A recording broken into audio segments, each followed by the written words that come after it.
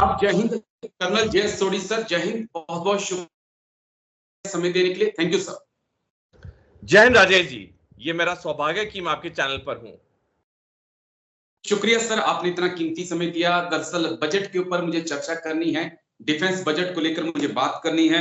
वित्त मंत्री जो कि पूर्व रक्षा मंत्री रह चुकी हैं, जब उन्होंने बजट पेश किया तो बहुत सारी उम्मीदें थी। डिफेंस को लेकर वो चर्चा करेंगे क्योंकि रक्षा मंत्री रह चुकी हैं वो, लेकिन डिफेंस पे ज्यादा बात नहीं की। 2 बार शायद उनके मुंह पर डिफेंस शब्द, अग्निवीर की चर्चा तो ना के बराबर हुई। लेकिन मैं आज समझना चाहूंगा आपसे कि बजट क्या सेना डिफेंस की उम्मीदों पर खरा उतरा है। लेकिन उससे पहले मोटी मोटी जानकारी मैं दे दूं कि सेना को खर्च के लिए लगभग 6,21,940 करोड़ रुपए मिले हैं। पिछले साल की तुलना में कहा जा रहा है कि 4.72% जो है ये बजट बढ़ा है। 4 हिस्से बजट के हैं। रेवेन्यू बजट सैलरी बांटने के लिए लगभग 45% खर्च हो जाता है। कैपिटल बजट हथियार खरीदने के लिए 27.6% रह जाता है। पेंशन बजट के लिए 3,000 करोड़ रुपए का इजाफा किया गया है। लेकिन जो कैपिटल बजट है सर, उसके बारे में जो जानकारी निकल कर आ रही है कि इस बार पहले से भी कम हो गया। लगातार 3 साल से कैपिटल बजट कम हो रहा है, यानी कि हथियार खरीदने के लिए सरकार कम पैसे दे रही है। और जीडीपी का जो हमारा डिफेंस बजट है वो जहां 2019 में 2.5% था, 2020 में 2.8 हुआ गलवान के बाद, 2021 में फिर वो 2.5 आ गया, 2022 में 2.4, 2023 में 1.9% आ गया और अब 1.8 की बात। तो यानी कि जीडीपी का जब हम डिमांड कर रहे हैं कि बजट बढ़े, 3-3.5% हमें मिले, वो लगातार कम होता जा रहा है। उसी लिहाज से मैं चीजों को आज समझना चाहता हूं आपसे। फर्स्ट रिएक्शन आपका कि आप इस डिफेंस बजट को कैसे देखते हैं सर? क्या आपकी उम्मीदों पर खरा उतर पाया डिफेंस बजट? राजेश जी, इस वक्त जब चीन और पाकिस्तान के 2 फ्रंट वॉर के युद्ध के बादल भारत के ऊपर आस्ता आस्ता गहरे होते जा रहे हैं और ये जो आंकलन लगाया जा रहा है कि 2035 में ये दोनों देश हम पे 2 फ्रंट वॉर करेंगे, जो कि महज 11 साल दूर है हमसे। साथ में ही जम्मू कश्मीर में एक इंक्रीज्ड आतंकवाद की घटनाएं जो हमने देखी हैं। अभी जुलाई का महीना खत्म नहीं हुआ है और 11 हमारे भारतीय सेना के सैनिक शहीद हो चुके हैं सिर्फ जुलाई के महीने में। और ऑलरेडी इंडो पैसिफिक में चीन का आक्रामक रवैया इस साल के शुरू से सारी दुनिया जूझ रही है। इन इतनी बड़ी गतिविधियों जो हो रही हैं उसके सामने जो रक्षा बजट आया है जो कि 1.9% ऑफ जीडीपी है, ये मेरी राय में बहुत कम है। अगर भारतीय शस्त्र बलों ने, जिसमें सेना, वायुसेना, नौसेना तीनों आती हैं, अगर इन्होंने चीन पाकिस्तान का 2 फ्रंट वॉर का मुकाबला करना है 11 साल बाद, उन्हें पैसा चाहिए हथियार खरीदने के लिए। जब तक पैसा नहीं होगा तब तक हम सिर्फ बहादुरी पे अगर हम कहें कि हम लड़ाई लड़ेंगे, सैनिक तो लड़ेगा, सैनिक जो सर्विस में है, जो रिटायर्ड है, उसको भी आप बुलाओगे, वो भी आखिरी गोली तक लड़ेगा। लेकिन क्या हम प्रिपेयर्ड होंगे उस 2 फ्रंट वॉर के लिए? पिछले साल जनरल एमएम नराव ने, जो कि पूर्व सेना अध्यक्ष हैं और 28वें भारतीय सेना के चीफ ऑफ आर्मी स्टाफ थे, जो 2 साल पहले रिटायर हुए हैं, उन्होंने पिछले साल 7 अगस्त 2023 को द प्रिंट में एक लेख लिखा कि 2 फ्रंट वॉर भारत के लिए बहुत मुसीबतें क्रिएट कर सकता है। यानी कि एक पूर्व सेना अध्यक्ष जो महज 2 साल पहले रिटायर हुए हों और वो अगर ऐसी बात लिख रहे हैं तो वाकई में खतरे की घंटी बहुत ज्यादा है। ऊपर से इतना कम डिफेंस बजट आना, तो मेरी राय में तो इस पे सोच विचार होना चाहिए, क्योंकि 11 साल का समय ज्यादा लंबे समय नहीं होता है। और जैसे आपने ओपनिंग रिमार्क्स में सही कहा कि 2019 के अगर हम स्टैटिस्टिक्स देखें जहां 2.5% ऑफ जीडीपी था और अभी आके 1.9% पे है, तो साल प्रति साल हमारा कम होता गया है। तो जब तक पैसा नहीं होगा, कोई भी शस्त्र बल हो, आप और मैं ही, अगर हमने अपने घर के लिए भी एक छोटी चीज खरीदी, अगर हमें पैसे नहीं तो कैसे हम खरीदेंगे? तो ये चीज दर्शकों को समझनी बहुत जरूरी है कि जो हालात अब हैं और जो हालात होने वाले हैं वो बहुत गंभीर हैं, वो बहुत गहरे हैं।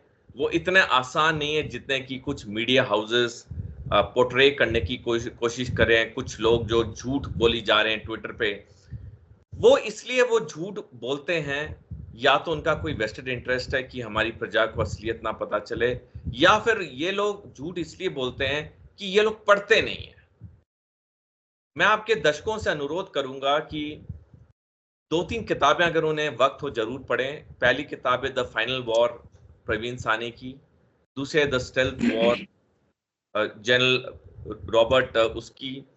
जब तक ये किताबें नहीं पढ़ी जाएंगी जो कि पब्लिक डोमेन में हैं, तब तक एक आइडिया नहीं मिलेगा कि जो असली प्रॉब्लम है वो हमारी प्रॉब्लम क्या है।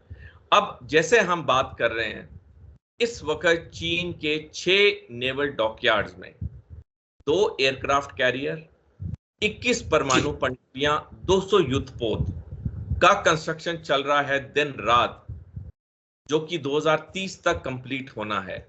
और ये इस वक्त है जब चीन की ऑलरेडी दुनिया में सबसे बड़ी नौसेना है। अमेरिका से भी बड़ी नौसेना चीन इस वक्त है, और तब भी इतने बड़े पैमाने पे ये युद्धपोत परमाणु पनडुब्बियों का कंस्ट्रक्शन चल रहा है। तो ये किसी पार्टी या पिकनिक के लिए तो नहीं है। चीन के पास आज की तारीख में 500 परमाणु हथियार हैं। 2030 तक वो 1000 परमाणु हथियार बनाएगा, और 2035 तक उसके परमाणु हथियार की जो संख्या होगी वो 1500 होगी। अब इतने बड़े तादाद में परमाणु हथियार होना, इतने बड़े तादाद पे युद्धपोत का कंस्ट्रक्शन होना, क्या ये खतरे की घंटी नहीं है? चीन के लिए 2 ही टारगेट हैं जो सबसे बड़े टारगेट हैं। पहला है ताइवान, दूसरा है भारत का अरुणाचल प्रदेश। तो ये जो पूरी इसकी सैनिक तैयारी हो रही है, ये वाकई में खतरे की घंटी है। तो इस पे मैं फिर कहूंगा, इस पे सोच विचार होना चाहिए और रक्षा बजट को इंक्रीज करना चाहिए। और मैं एक मैं आखिरी टिप्पणी करना चाहूंगा। मैं जानता हूं, मैं समझता हूं कि हम एक डेवलपिंग देश हैं, हमारी सामाजिक जिम्मेवारियां बहुत हैं, लेकिन इस वक्त हमने चुनना है हमारी सामाजिक जिम्मेवारियां या हमारी राष्ट्रीय सुरक्षा। इन दोनों के बीच में हमने चुनना है। जी बिल्कुल सर, राष्ट्रीय सुरक्षा रहेगी, बॉर्डर मजबूत रहेंगे तो सामाजिक जिम्मेदारियां हैं उनका निर्वहन भी हो पाएगा। लेकिन एक पॉइंट और है सर, जिसको मुझे लगता है कि और डिटेल से मैं आपसे समझना चाहूंगा। चाइना की बात कर रहे हैं, लेकिन कई बार मुझे लगता है कि हम पाकिस्तान को अंडर एस्टिमेट कर रहे हैं। जिस प्रकार से चाइना लगातार पाकिस्तान की फंडिंग और जिस प्रकार से वो उसे हथियार दे रहा है, वेपन से उसे लैस कर रहा है, और साथ ही साथ जिस प्रकार से टर्की एक पावर के तौर पर आज उसके पीछे खड़ा हो चुका है। और जो चेंज, मैं बहुत अहम चेंज देख रहा हूं, जिस प्रकार से क्योंकि मिलिटेंसी की भी बात हमारी बात में हुई, जिस प्रकार से मिलिटेंट अटैक कर रहे हैं, उनकी गोलियां स्टील बुलेट वाली गोलियां हमारी बुलेट प्रूफ जैकेट को पार करके सीने को चीर जा रही हैं। एक बहुत बड़ा चैलेंज सर।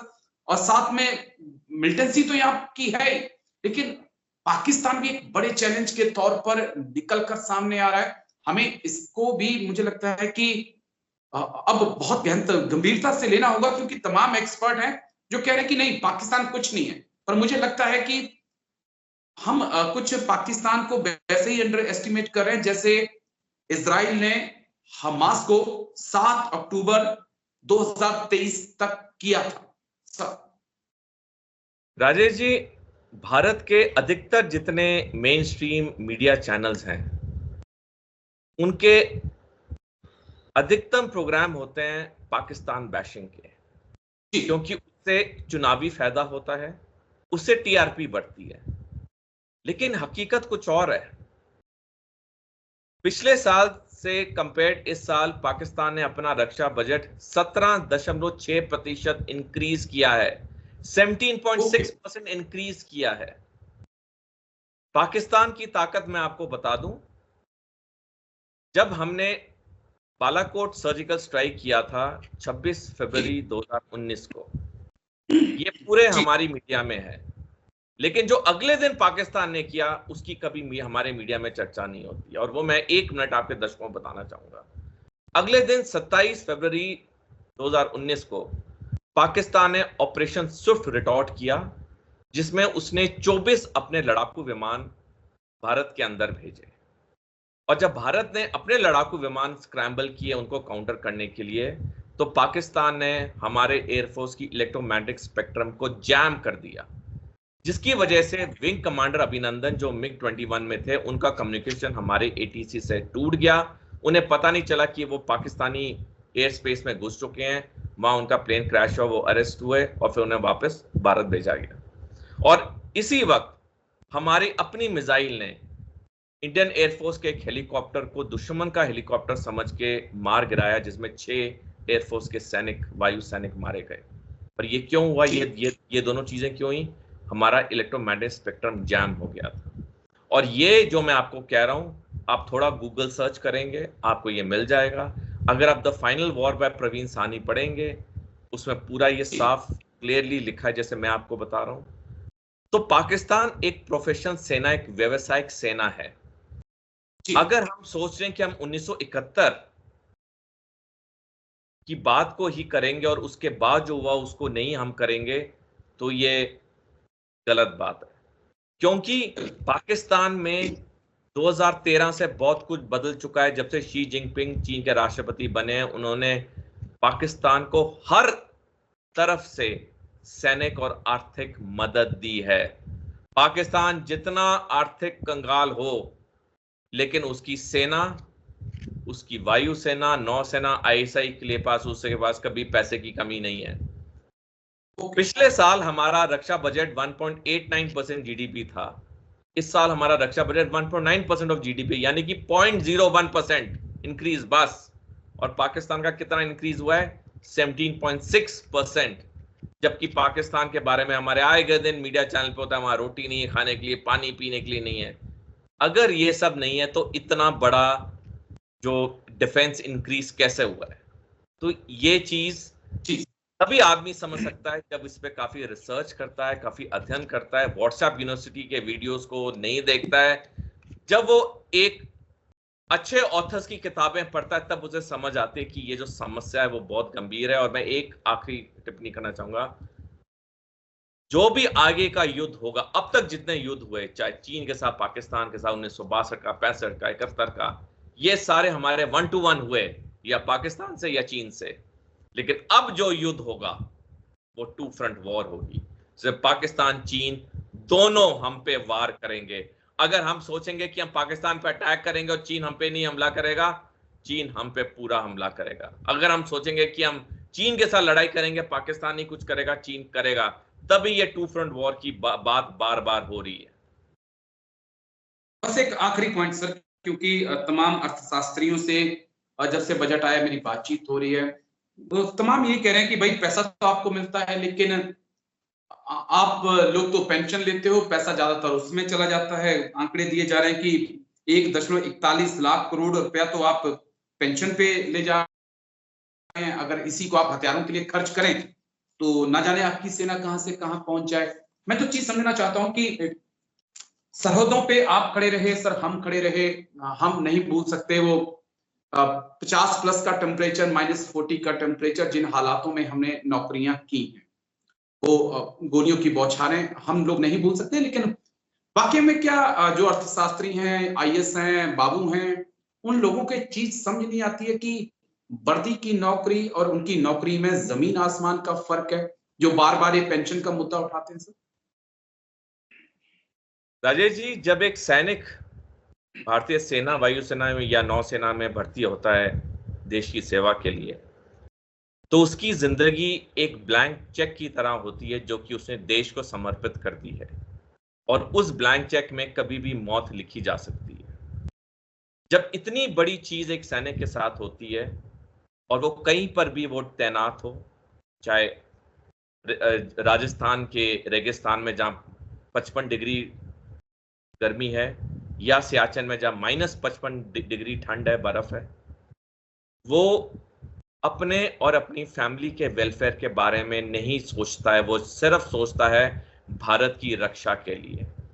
और ऐसी सोच के लिए ये जो पेंशन चीज शुरू की है, ये इसलिए की है कि जब एक सैनिक ड्यूटी पे होता है, वो अपनी और अपनी फैमिली की चिंता ना करे, वो सिर्फ भारत की सुरक्षा के लिए करे। तो ये पेंशन ये उसके लिए है।